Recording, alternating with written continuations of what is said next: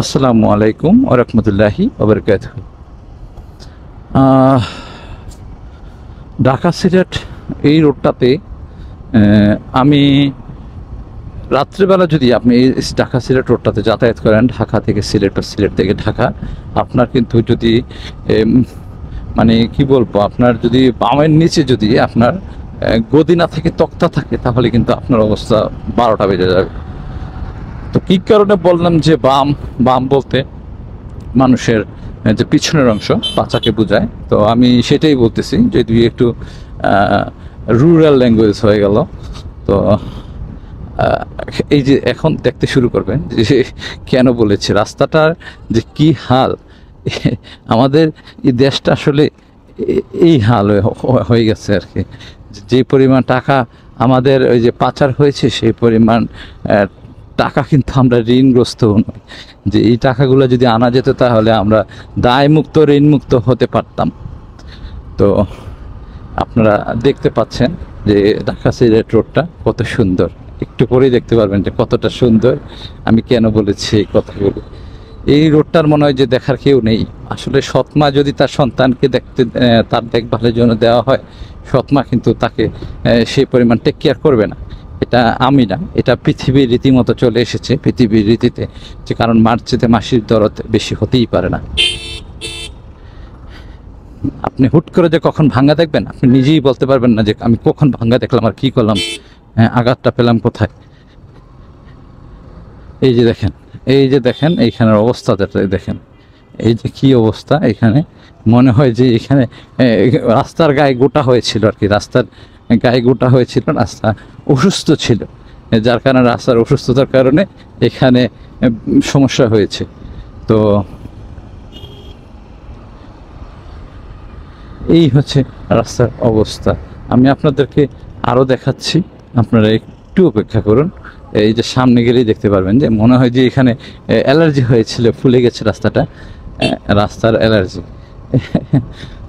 আর এই যে দেখেন আমার ডান দিকে দেখেন, এই যে রাস্তার অ্যালার্জি হয়েছিল, অসুস্থ হয়েছিল রাস্তা, যার কারণে রাস্তার অ্যালার্জির কারণে আপনার এই অবস্থা হয়েছে রাস্তার।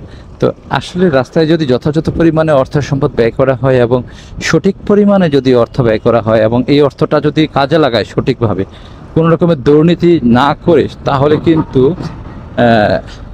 আপনার এই কাজটা হওয়ার কোনো কারণ নেই এবং রাস্তা নষ্ট হওয়ার কোনো সুযোগ নেই, রাস্তাটা নষ্ট হওয়ার। কিন্তু এই যে আমরা যথাযথ পরিমাণে অর্থ ব্যয় করতেছি না এবং রাস্তায় সঠিক পরিমাণে অর্থ ব্যয় না করার কারণে এবং দুর্নীতির কারণে আমাদের এই রাস্তাটার এই অবস্থা হয়ে আছে। একটু অপেক্ষা করুন, আমি আবার দেখাচ্ছি আপনাদেরকে আর একটু অবস্থা। আশা করি দূর থেকে দেখতে পাচ্ছেন। তো এই হচ্ছে আমাদের রাস্তার অবস্থা। এইখানে রাস্তাটা অ্যাক্সিডেন্ট করছে, বুঝছেন, রাস্তাটা অ্যাক্সিডেন্ট করেছে, রাস্তার শরীরের অবস্থা খুব নাজুক হয়ে গেছে। তো একটু হাস্যকর হলেও সত্য যে দেখেন রাস্তাটা এখানে অ্যাক্সিডেন্ট করেছিল, যার কারণে রাস্তার শরীরের অবস্থা ভালো না। এই যে দেখেন চাপড়ি বাইকার কী করতেছে, 3জন 4জন নিয়ে, ছাত্র রাজনীতি, বুঝছেন। এই দেখেন রাস্তার অবস্থা দেখেন, এখানে রাস্তাটার অসুস্থ ছিল, যার কারণে রাস্তাটার এখানে মলম লাগানো প্রয়োজন। রাস্তাটা অ্যাক্সিডেন্ট করেছে, তো গোটাগাটি হয়েছে, অসুস্থ হয়েছে, যার প্রেক্ষিতে রাস্তাটা এই অবস্থা হয়ে গেছে।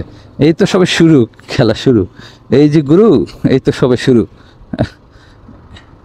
তো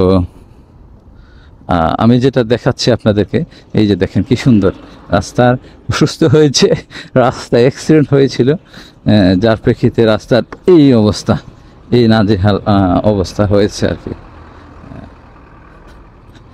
তো এই রাস্তার কারণেই কিন্তু আমাদের এই গাড়ির স্প্রেইং পার্টস এইগুলি নষ্ট হয়, আর এই নষ্টের কারণে আমাদের কোটি কোটি ডলার বিদেশকে দিয়ে আমাদের এই পার্টস আবার আমদানি করতে হয়। যদি আমাদের এই টাকাটা বিদেশ চলে যাচ্ছে, রেমিটেন্সটা, আমরা যদি আমাদের রাস্তাটাকে ঠিক ভালো রাখতে পারতাম, সারিয়ে রাখতে পারতাম। এই যে দেখেন রাস্তার অবস্থা দেখেন, আমি ভিডিওটা লম্বা করে ফেলছি, একটু লম্বা করলেও দেখেন এতে কী জন্য করতেছি, একটু পরে আরও বুঝতে পারবেন যে রাস্তাটার কী অবস্থা। রাস্তার গোটা হয়েছে, অসুস্থ হয়েছে, হ্যাঁ দেখেন রাস্তা, উফ, বালু আর বালু। দেখছেন রাস্তা অসুস্থ হয়েছে, ওর শরীরে গোটা হয়েছে, এই জায়গায় মলম লাগাতে হবে, বুঝছেন। মানুষ বলে না যে ব্যথা সারা গায়ে মলম দিব, কোন জায়গায় কি একটা কথা আছে না। এই যে দেখেন অবস্থাটা দেখেন,